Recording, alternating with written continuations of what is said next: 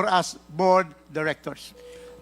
Before you answer, your 5 minutes up, but we will give you an extension because you're also a senior citizen. Yes, I invoke Okay, that for because those- otherwise okay. there will be no equal protection of the laws. Okay.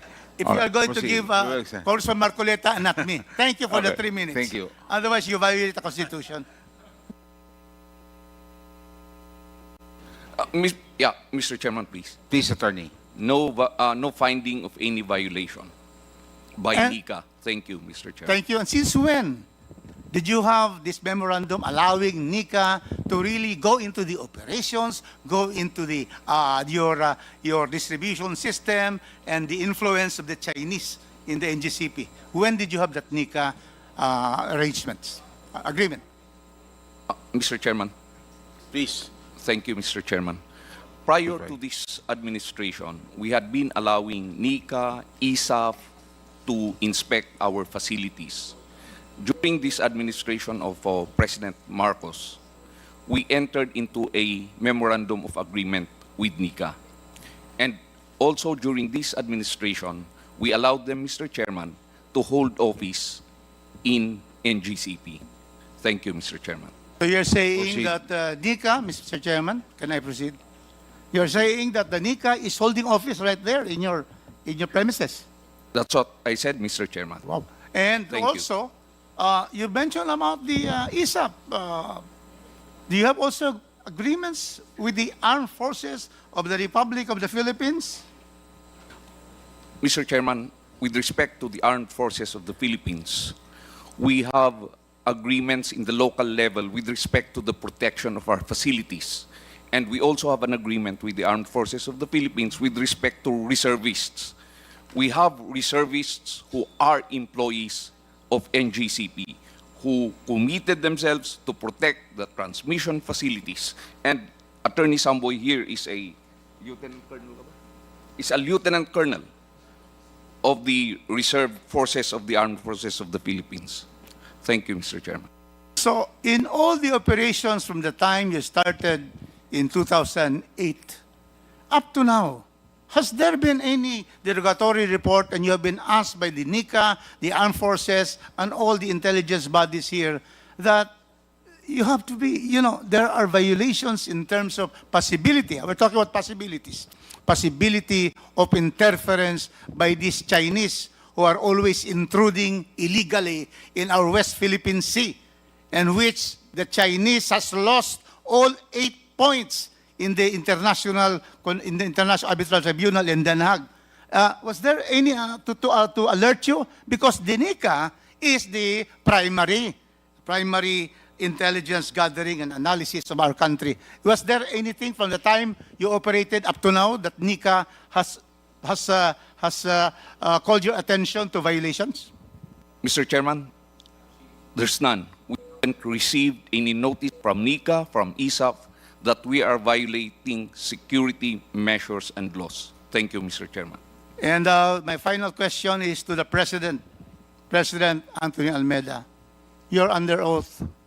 Where is Anthony? Mr. Almeida, please take your respective seat. I Do think you- he went to the restroom. Yeah. Right Do you there. assure this august committee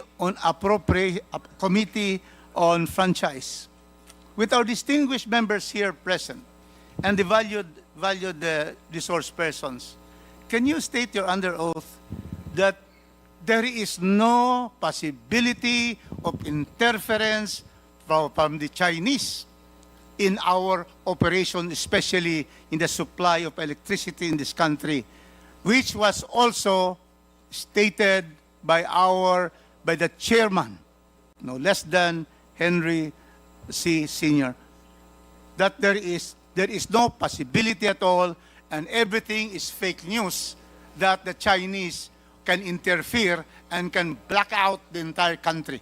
Can you say that categorically, unequivocally? Mr. Almeida, you're under oath. Yes, Mrs. Chair. Yes, there is no possibility that, that as far as I'm concerned, as a Filipino citizen and as a reserve also of the armed forces, I categorically say that there's no possibility, Mr. Chair, that the Chinese can, yeah. Thank you. And with that, Mr. Chairman, it is clear that the NGCP has not violated any constitutional provision and even the principles underlying the Constitution. Number Thank- two, Mr. Chairman, it has clearly followed all the provisions of its franchise. Third, all that they have done has been approved by the ERC. The pass on of the franchise tax and all the cross ownership and also the public offering. So, Mr. Chairman, I do not see how we can continue with this hearing when there are no violations. Mr. Chairman, that is my question. Thank you. Would you again want to go delve on that when clearly the constitutional issues, the franchise issues, the speculations, Mr. Chairman, I think we should already adjourn and let's go to face what are the important bills of our country, like my intelligence bills, my anti-espionage bills, Thank you because very that much. will increase the penalties of spies. Thank in you this very country. much, the Thank you. Honorable Rufus Rodriguez. Mr. Chair. Like I said, this is an inquiry and not because there is a franchise violation, because that is for the committee to make, Congressman Rufus, and not solely within your authority. Okay? That is a collective Mr. Chair. decision. So hindi nyo kayang desisyonan ho kung may Dahil lang. franchise violation. But again, we're looking at how to bring down the prices of electricity, and we will continue to do so until we're able to achieve that goal. Now, Mr. Chair. Ay, the USEC Janet Garin is Sharon, sir. recognized. Sharon. I'm sorry. I'm sorry. The better Garin. Okay. Okay. No, USEC Sharon Garin is recognized. Mr. Chair, I just wanted to clarify lang, ang records ng DOE on the approvals of the, ano yun, yung mga magtatrabaho na foreigners, we have from 2018 to 2024, there are directors, senior technical advisor, but we don't have the record of the individual that you are looking for. But maybe if there's such a claim, because that's way back for us, baka pwedeng i-provide lang ng NGCP kung that's the claim, Mr. Chair. Because we don't have it in DOE, Mr. Chair. Much. Attorney Matibag. Mr. Chair, gusto ko lang pong ilatag sa committee, the last hearing that we have in the Senate, chaired before by the chairman of Energy and Senate, Senator Win Gatchalian, kasi pina-under oath kanina si President Almeda na hindi possible, na may attacks, gano'n. I think if we will review the transcript of that hearing, he admitted that Mr. Chairman, NGCP point of order. Can a fellow resource person ask or I'm not Mr. Chair. comment on the question? Can he cross-examine a fellow? No. He is not, Honorable Mikey, he is not, because I acknowledge him and for him to state his opinion. May I know what happened to that hearing? Well, I was I'm just about to ask trying that question. give something kung ayaw niyong marinig ng... Hindi, sige, go ahead, I will not please. speak. Please. Ano yun? Hindi, nag-hearing kasi noon, chaired by... That was the last hearing that we had.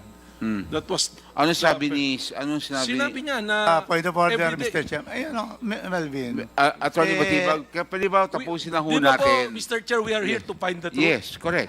I'm Go here ahead. as a citizen also. Okay. Proceed. Please proceed. I'm not for China, I'm for Philippines. Okay, go ahead. Witch Okay. hunting here. So what was You said? don't want to witch hunt So here. for We are the, not with One something. specific company. I'm stating a fact. You reviewed the Senate The facts transcript. are very clear. I I'm tell saying you, order. whatever is stated in the Senate is not here. It's what is stated here. He yes. was under oath when he made that statement. Correct. We are now in Congress, in the House of Representatives. Okay, Yes. Mr. Chair, if you Yes. don't want to hear me, Again, I will keep quiet. like I said, I'm asking you to continue. What was said? Quiet, please. he stated that NGCP is suffering an attack.